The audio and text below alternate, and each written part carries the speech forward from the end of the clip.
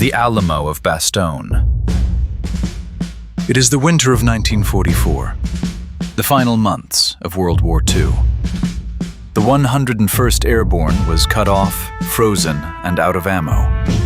The enemy said surrender. The commander said one word: nuts.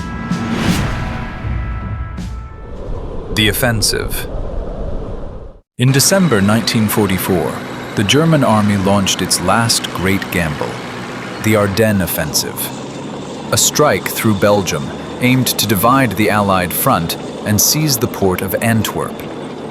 It was Hitler's final hope to turn the war. The assault came in silence, under a cover of fog and snow.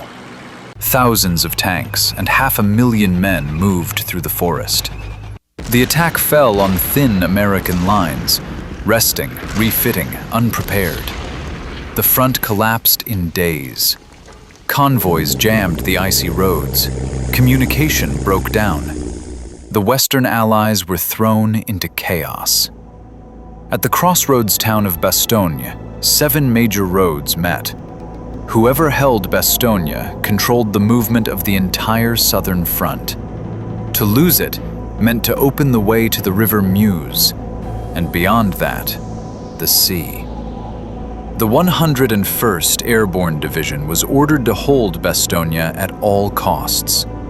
They moved in as the snow thickened and the sound of artillery rolled through the hills. The encirclement. By December 20th, German armored divisions had closed the ring.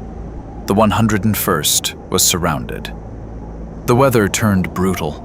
Snowdrifts rose higher than the trenches. The skies remained closed to supply. The men had little food and almost no winter clothing. Fuel was gone. Ammunition was rationed bullet by bullet.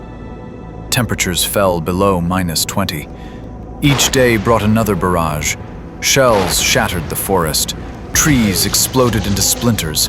Foxholes filled with frozen mud. They dug deeper, building defenses out of snow and wreckage. They used burned-out vehicles for cover and silence for protection. The enemy closed in, but Bastogne did not fall. Holding the line. Inside the town, order became survival. Streets were blocked by tanks and rubble. Basements turned into aid stations. Men carried the wounded through smoke and ice. The 101st, the 10th Armored, and scattered engineers formed one line of defense. Every approach to Bastogne was covered by overlapping fire, machine guns buried in the snow, artillery hidden in the woods. Every road a killing ground. German tanks tried again and again to break through. Each time, they were met with fire from the tree line, then silence. The defenders were freezing, starving, and exhausted, but the order was clear: hold Bastogne. No retreat, no surrender. The demand. On December 22nd, the German command sent a message demanding surrender. Their lines surrounded the town completely. They offered safety for the wounded and mercy for the living. The answer came back in a single word: nuts.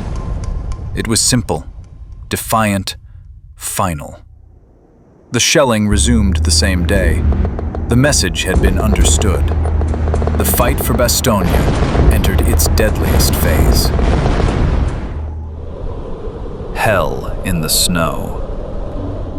The following week became a frozen nightmare. Artillery pounded day and night. Buildings collapsed. The horizon burned red.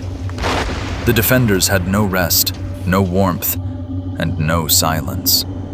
They fought from cellar to cellar, trench to trench. Each attack came through snow and smoke. Each defense answered with what ammunition remained. Medical stations overflowed. Rations ran out. Frostbite claimed more men than bullets. Still, the town held. Through cold, hunger, and exhaustion, the line never broke.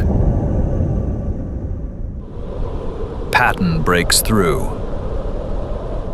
Far to the south, the U.S. Third Army was already moving. General George S. Patton turned his entire force north. In 3 days, his divisions advanced 60 miles through snow and ice. Convoys crawled through the blizzard. Engines froze. Men pushed tanks by hand, and still they moved. Then, on December 26th, the first columns reached Bastogne. The encirclement was broken. Relief had come. The men of the 101st had held for 7 days. Surrounded, cut off, outnumbered 5-1, and unbroken. Aftermath of courage. When the snow began to melt, Bastogne was nothing but ruins.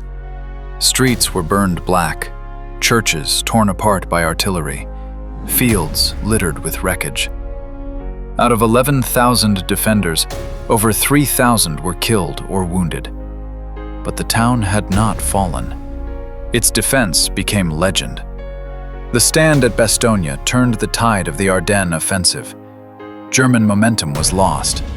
The last hope of the Third Reich ended in the snow. For the 101st Airborne, Bastogne became a name carved in history, a symbol of resistance, a place where courage froze, but never cracked. The legacy of the 101st. After the war, the veterans of Bastogne called it a simple thing: duty. They had been told to hold, and they held. For the world, it became more than a battle. It was proof that resolve could outlast fear, that men, surrounded by death, could still stand their ground. The town rebuilt itself, but the scars remain. Shell holes in the earth, iron fragments in the walls, memorials along the roads that once led only to the front. Every December, veterans returned to the Ardennes. They stood in silence where their foxholes once were. And for a moment, the forest felt alive again. Ghosts of Bastogne. Today the fields are quiet. The trees have grown tall. The snow covers what remains of war. But the land remembers. Each winter the wind moves through the woods, carrying the echoes of artillery and the faint hum of engines in the cold. The people of Bastogne say that when the night is still, you can hear it. A distant roar from the forest, a single word carried through time. Nuts. The men who refused to surrender, who fought in silence and snow, who held the line when the world around them was burning out. The Alamo of Bastogne, the stand that turned a battle into a legend. The ghosts that never left the Ardennes. This is Ghosts of War. Join us next time as we uncover another unexplained battle, lost army, or legend of war. The past awaits its story.